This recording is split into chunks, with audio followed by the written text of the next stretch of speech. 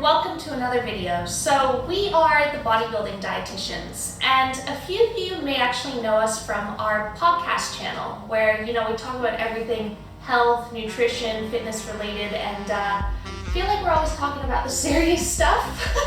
At least we try to be serious. But we realized that, Jack and I haven't really told you much about ourselves, so we thought that today we'd just put this little video together to kind of get to know us. So today we'll just be answering a few questions about ourselves and I guess enjoy. So I guess we'll jump straight into it. Awesome. So yeah, we have a list of questions that we've compiled. And question number one is, where are you from? Where are you from? Jack, where are you from? So I'm half British, half Australian. I was born in Australia. My dad's from the UK, which is why I don't have that much of a strong Aussie accent. But yeah, I think a few of our listeners don't. We've gotten a few different, inquiries about where we're from, because we both have pretty different accents. Yeah, exactly. We both live in Australia, but we don't exactly sound all that Aussie-minded. But yeah, I've definitely gotten a lot of questions about whether or not you're from Oxford or not. So yeah. But I'm from Canada. I was born and raised in Canada. I lived there for the first 9 years of my life. But pretty interesting, both of my parents, they were born and raised in the US. So the way it works is that if you have American parents, then their children are entitled to US citizenship. So, dad's from California, mom is from Wyoming, and so I've got a Canadian and an American citizenship. And then also moving to Australia, I've lived here for the past 13 years. I have an Australian citizenship too. So got 3, and between us, I guess we've got 4. Yeah. All the travel. All right, so check out the next question. Got out my phone here. So, how many siblings do you have? So I have 4 siblings. I have 2 older brothers and 2 younger brothers. The 2 younger brothers are 1 and 2 minutes younger, so not too much younger. Really just a matter of who was pulled out first. But yes. This guy. But yeah, because I have an identical and non-identical twin, so I'm a triplet.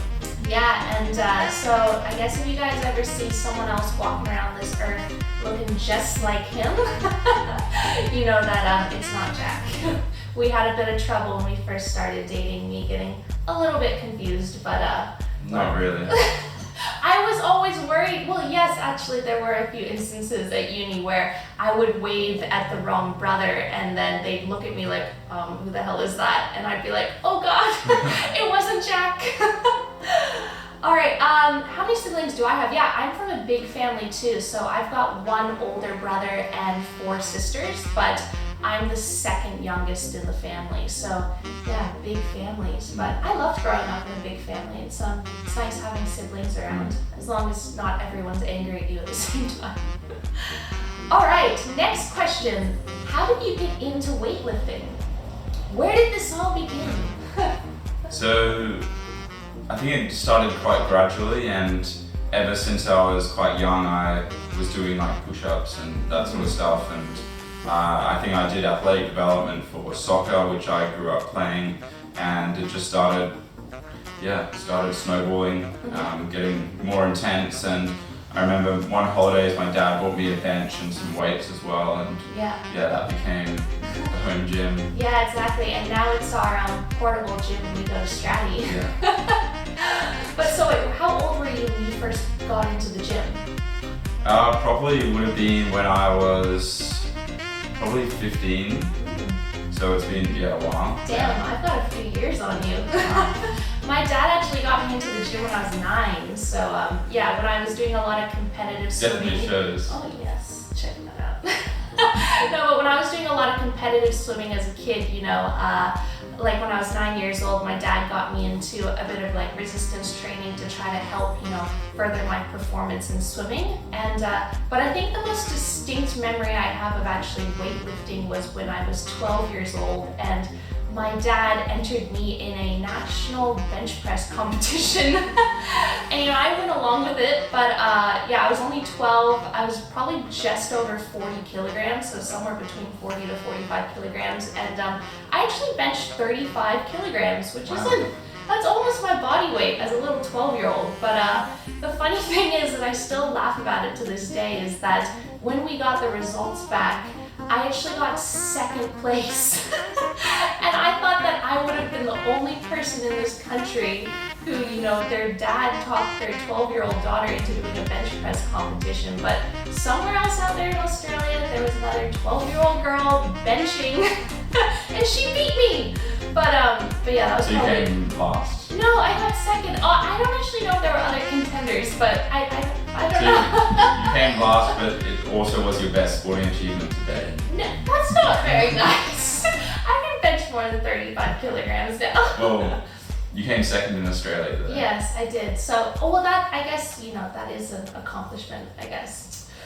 Okay, so the next question is, would you ever swap each other's diets for one day? Ooh, wow. Well, Jack is on about 675 grams of carbs a day, so that would be like the ultimate refeed for me. But I reckon I could do it. I can down quite a bit of food, so I could definitely eat it. I wouldn't complain. The food that you eat is pretty damn delicious. Yeah, I probably wouldn't swap diets with you just because my food tastes better and I also get more of Well, it. yeah, So. you eat like quadruple the amount that I eat right now. But so I would, but you wouldn't.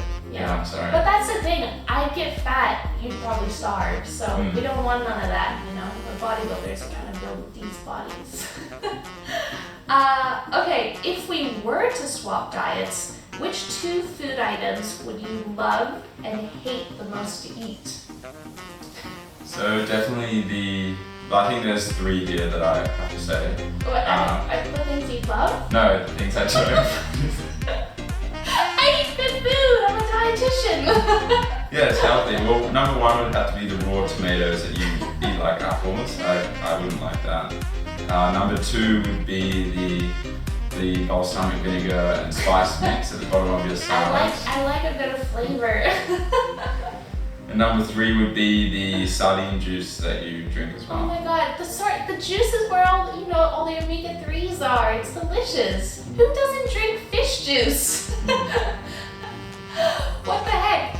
Okay, well, I like those foods, so don't worry, I'll eat them for you. What would you like? Okay, is there anything in my diet that you would want to eat? Probably the ice cream. The ice cream is nice, yeah. You definitely got amongst that finally when you did prep, so the ice cream is nice. Okay, so something that I would love to eat out of your diet. Jack does eat good food. I feel like, you know, he's just like totally insulted my diet, but Jack eats pretty amazing food if you watched his most recent video. I probably want to eat your protein cake, to be honest. Like, post-workout, Jack makes literally a cake for himself, just filled with like olive oil and banana and flour, and he puts like this delicious chobani flip thing on it. I think for most people, olive oil, banana, and flour, that doesn't No, symbolize a cake. olive oil is a great substitute for butter and margarine, guys. But yeah, no, damn, that protein cake, I would get amongst that if I could, if it wasn't my like total daily carb intake. But something that I wouldn't like to eat. That's the thing, you eat good food. Like, I probably have to say the onion. You know, I love, but I also like, I just don't agree with onions. And Jack eats a red onion every single night, so I probably just couldn't eat the onion. But everything else would be pretty Not sweet. easy to taste, just other complications. Yes, all the complications. Okay, next question. What was your biggest comp brain moment?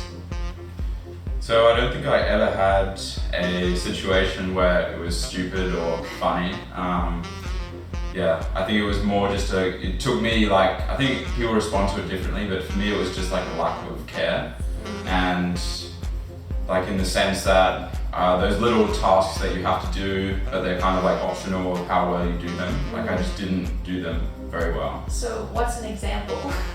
So probably in like uni, like doing little assignments that weren't that marked very highly, or it was just pass or fail, like you just pass, like things that don't really matter. But yeah, sounds bad, but it's kind of true, and I think everyone who goes through prep knows what I'm talking about. Yeah, so basically just like you weren't willing to put in that same amount of effort. Yeah, just lack of energy. Yeah. Alright. That's good. So you didn't have any comp brain moments, you know? Like, they're like, whoa, that was stupid. You know, you hear people like driving around and around roundabouts and like, yeah, but you hear like a whole bunch of crazy stuff. And what about you? A comp brain moment? Mine would probably just be like a lack of care as well, but just, I don't know, like, you know when you're in comp and you're hungry and you're tired and like you just don't care where you eat a meal, you're just like, I just need to eat, and like you're not really that aware or caring of like the people around you. I guess it would be you know, because Jack and I did our first comp when we were doing our Masters of Dietetics degree, we were on hospital placement, and they were long freaking days, you know, like you were in the hospital sometimes like 7:30 a.m. to 5 p.m. and, you know, catching the bus to and from and having to train late at night. But catching the bus home from the hospital, I was just exhausted, and, you know, I had to go to the gym, and my pre-workout meal was always sardines and an orange.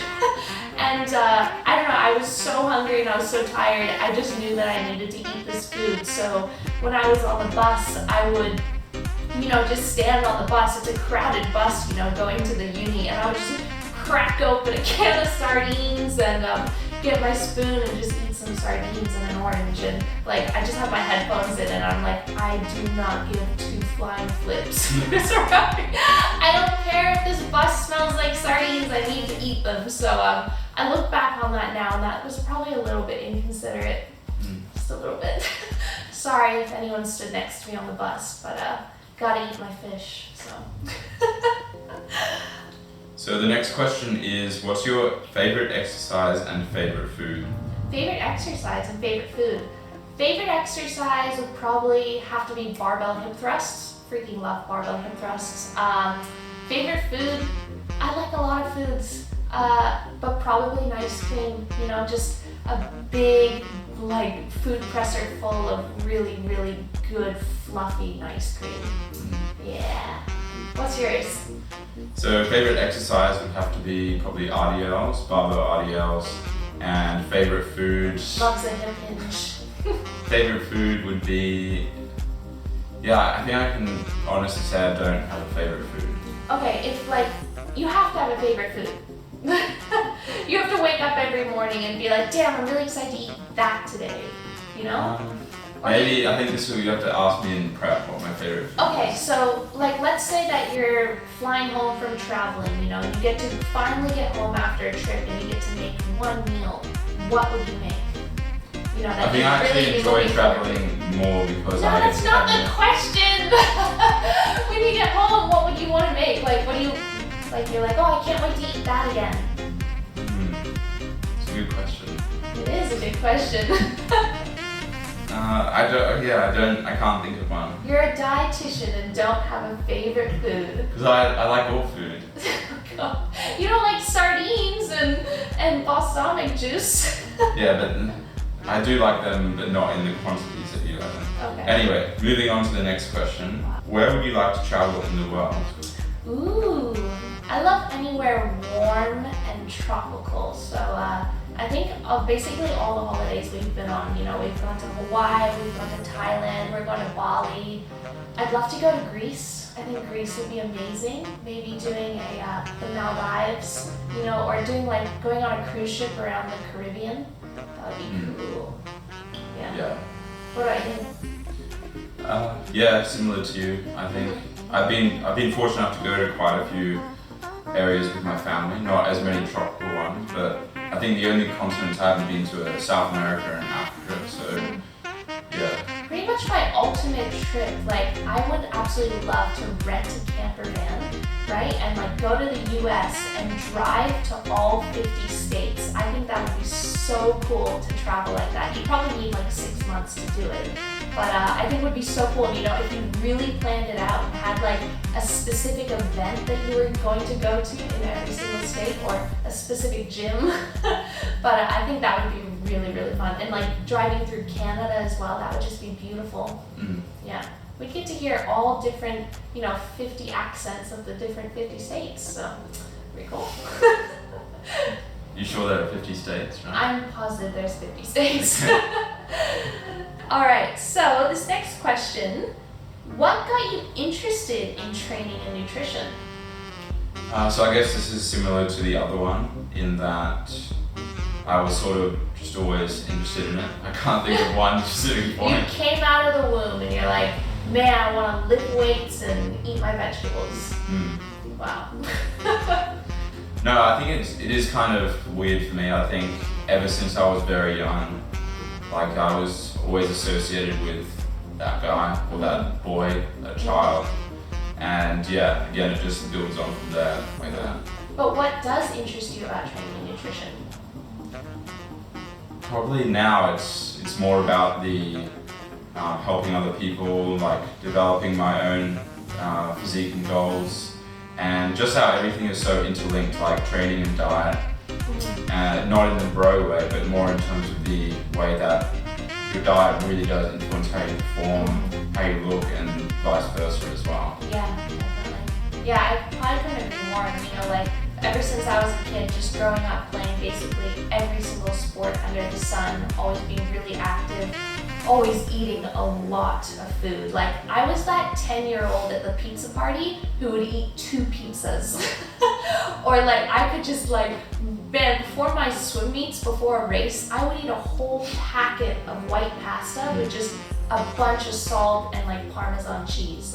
I was actually, the interesting thing is I was the opposite, and I'm eating a lot of food now. Like I would always not restrict myself a lot, but probably I should have eaten a lot more, especially since how active I was. Yeah, but I just thought it was so interesting, just growing up as a kid, obviously you don't know much or anything about nutrition, but you kind of start to learn different things like, ooh, pasta gives me energy, or whenever, you have maybe a sugary tea before, a swimming training one morning, you feel a bit more perked up because of that caffeine. So that I just really recognized from a young age how good exercise and certain foods makes me feel. And when we got to choose what we wanted to study at university, when we had to put down our preferences, definitely a nutrition and exercise science degree really stuck out to me more than anything else. Yeah. When you were making those preferences, did you have did anything else ever stick out to you? Not one that I was interested in. No, I was thinking about doing even dentistry, more as Really? Yeah, more as just a stable source of income, and yeah, it seems like a pretty boring but straightforward job in a way. I don't know, some dentists out there might be. I think dentists seem pretty chilled. Whenever you go to the dentist, they always seem pretty happy, pretty relaxed. There's no stress in cleaning people's A dentist teeth. doctors though. Yeah. Well, no, I think doctors have a joke is that dentists were the ones that couldn't quite get into medical school or something. At least that's what I've heard. They're both OP1. Yeah. Terribly sorry if any dentists are watching this. What would you like to achieve in your career? Ooh, I think my ultimate goal would be, to coach athletes and clients all around the world and, be able to travel to shows globally and coach people and even, some seasons compete alongside my clients. I think that would be just amazing. Basically being on an Alicia Gowans level. If anyone knows Alicia Gowans, we did a podcast with her. She is just freaking phenomenal, as an athlete and a coach herself, just traveling worldwide. I think, and just to be recognized as a professional in this field, on a global level, I think that's my ultimate goal. Yeah, I couldn't agree more. And I guess for me, just having a prosperous business, helping other people, and getting to the point where we've grown a lot and it turns into an actual small to medium business where we can set ourselves up. Yeah, maybe even potentially taking on other coaches as well. That'd be pretty amazing. Other dietitians who love bodybuilding too. Yeah. And I think, they're very realistic goals as well. Yeah, we can it. Yeah. Alright, so guys, this will be the last question for the day. This one says, what would you like to achieve in your bodybuilding career? So I think I would like to, well, I know I'd like to become an ICN Pro, which is the federation here in Australia, and probably I would love to do that before I'm like late 20s, so like before I'm 26 or 27 hopefully. And I would like to become a WMBF Pro as well, which is probably a more longer term goal, like yeah, in the 30s maybe. Yeah, definitely. But that's the lucky thing about bodybuilding, you know, is that it's an old man sport. So, you know, people usually peak in their 40s or their 50s. So pretty damn amazing. And so we got a few more decades ahead of us, which is good. But yeah, I guess ICN and WNBF, those are probably the two largest natural federations in the world. Yeah. What about you? My ultimate goal would be to be an IFBB Bikini Pro, and one day, you know, I've set myself that goal to compete at the Olympia. So just, man, having that opportunity to walk out on that stage, walk out of that big O, do my own posing routine, that would be freaking incredible. So yeah, just like Jack, I've still got a few decades ahead of me, so I know I have what it takes. I'm willing to put in the work, so yeah, just keep working towards that. Should be good.